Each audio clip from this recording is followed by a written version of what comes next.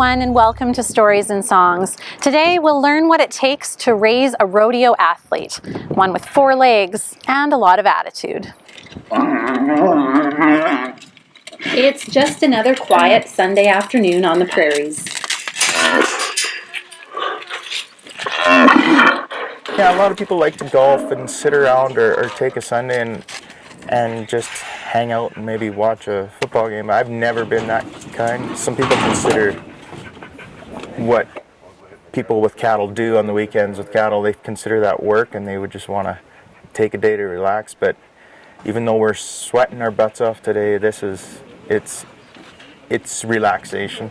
Dave and Sarah Becker raise rodeo bucking bulls, commercial cattle, and children at their ranch in west central Saskatchewan. It's a real family affair.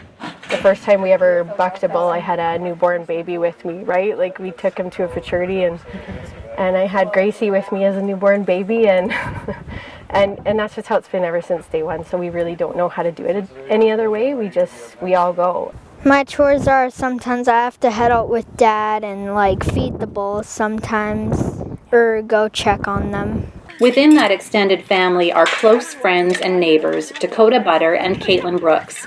They raise rough stock themselves, and Butter, as a top-ranked bull rider, knows a thing or three about great bucking stock.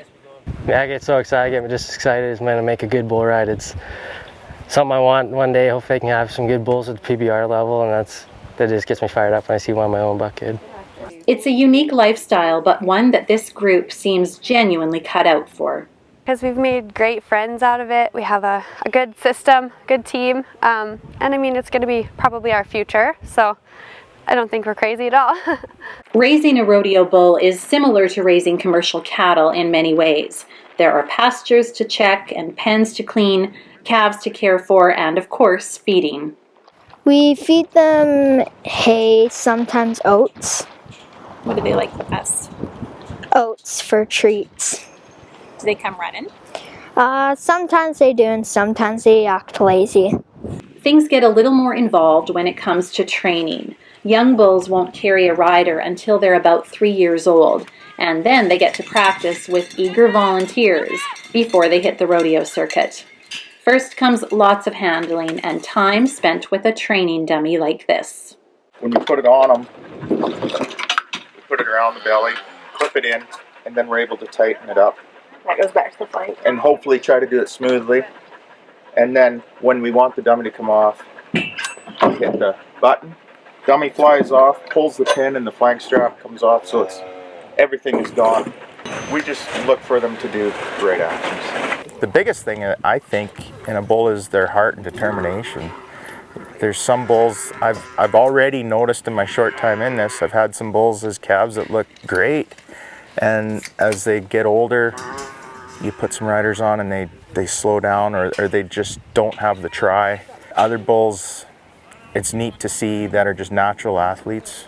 Dave and Sarah would agree that Blueprint was one of those natural athletes. He was their first effort at raising a rodeo bull, and he ended up among the top in his field.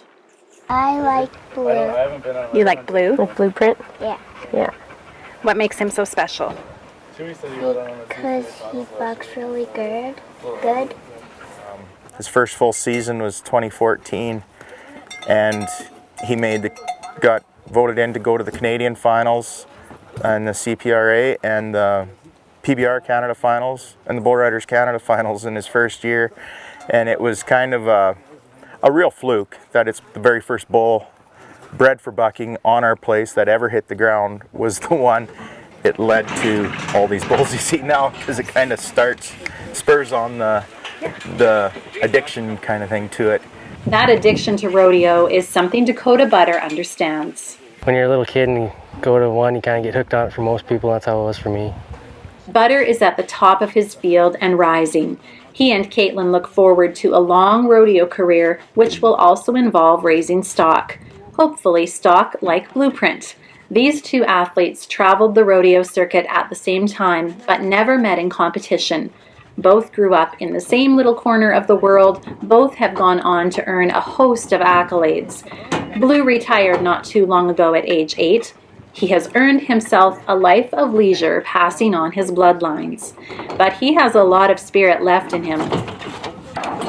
Enough to take on one of the top-ranked riders in the world, Dakota Butter, renowned bull rider, and Blueprint, renowned bull, on this quiet Sunday afternoon before a small but appreciative crowd. The showdown finally comes to pass.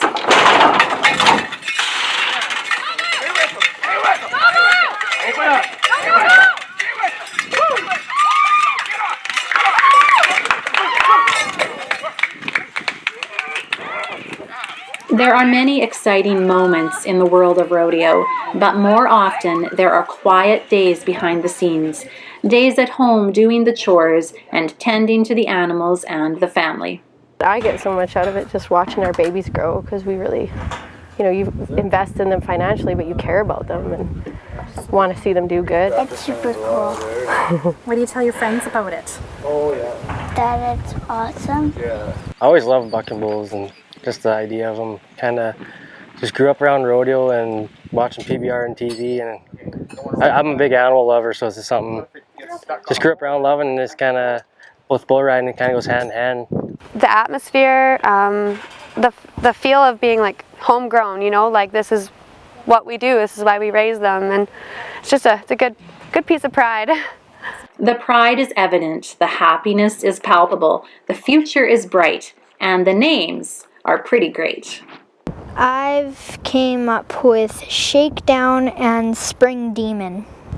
We've got a list of names going. And we haven't really named, there's a lot of them that aren't named yet. And I don't really want to name them until they prove to do something. So we're hoping in the next few years, maybe some of our bulls will show up.